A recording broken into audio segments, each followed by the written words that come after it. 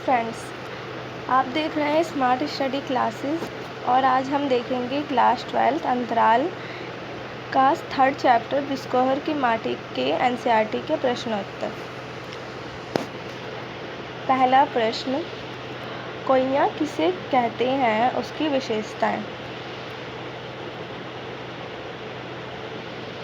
तो उसका आंसर यहाँ दे रखा है। कोइयाँ तालाबों गड्ढों के जल में उगने वाला एक प्रकार का पुष्प है। इसे कुमुद तथा कोकाबेली भी कहते हैं। इसकी विशेषताएं निम्नलिखित हैं। सेकंड क्वेश्चन,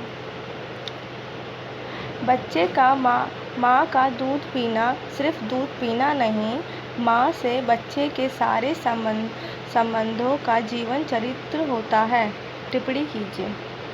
तो बच्चों, इसका आंसर ये रहा। सभी बच्चों का अपनी माँ के प्रति बहुत गहरा संबंध होता है। ये संबंध बच्चे का माँ की कोख में आने के साथ ही जुड़ जाता है। जब बच्चा जन्म लेता है तो अपने माँ के दूध पर ही निर्भर होता है। वह 0 से 6 महीने तक माँ का दूध अनिवार्य रूप से पीता है।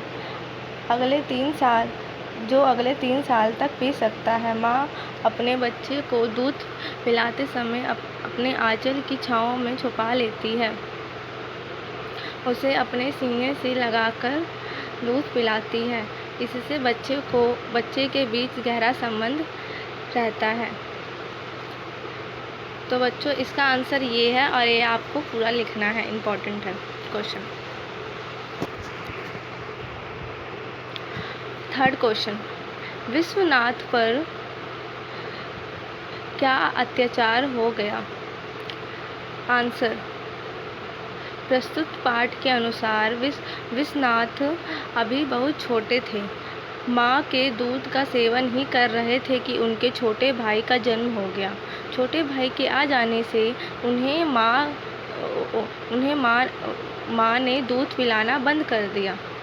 अब उनके माँ का दूध छोटा भाई पीने लगा और उन्हें माँ से दूर होना पड़ा। इसलिए विश्वनाथ इसे स्वयं पर अत्याचार कहते हैं। छोटा भाई माँ का दूध पीता और विश्वनाथ को गाय का बेस्वाद दूध पीना पड़ता था।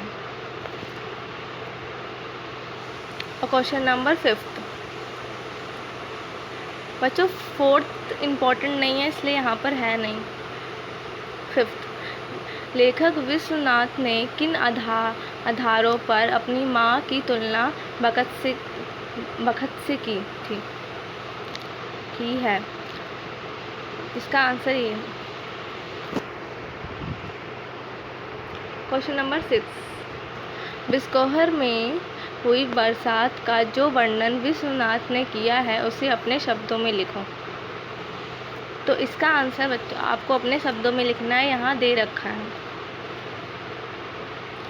क्वेश्चन नंबर 7, फूल केवल गंध ही नहीं देते, दवा भी करते हैं, कैसे।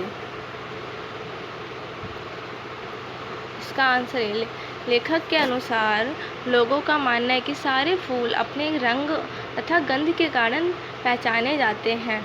लेखक सिर्फ फूलों के रंग एवं गंध की बात को नकारता है। वह कहता है कि फूल केवल गंध नहीं देते, वह दवा भी करते हैं। वह भरभंडा नामक फूल के बारे में बताते हैं। इस फूल से निकलने वाला दूध गर्मी के दिनों में आँखों में आने वाला दवा का काम करता है। इसे आँख में निचोड़ देने से आँख की बीमारी सही हो जाती है। नीम के फूल चेचक के मरीज को ठीक करते हैं। बेर के फूलों को सूंघने मात्र से बर्रे ततैया का डंक अपने आप ठीक हो जाता है। लेखक फूलों के महत्व को बताते हुए दवा का उल्लेख करते हैं। प्रश्न नंबर 8, प्रकृति सजीव नारी बन गई, इस कथन के संदर्भ में लेखक की प्रकृति, नारी और सौंदर्य संबंधी मान्यताएं स्पष्ट कीजिए। और इसका आंसर बच्चों आपको ये लिखना है। प्रश्न नंबर 9, ऐसी कौन सी स्मृति है जिसके साथ लेखक को मृत्यु का बोध अजीब तौर से जुड़ा मिलता है? आंसर, लेखक कहते हैं कि बड़े गुलाम अली खां साहब ने एक पहाड़ी ठुमरी गाई है जिसमें एक औरत व्याकुल नजर आती है, सफ़ेद रंग की साड़ी पहने, काले घने बाल संवारे हुए, आँखों में नमी भरी हुई अपने साजन का इंतजार करती है, जिसे सुनकर हृदय रोने लगता है।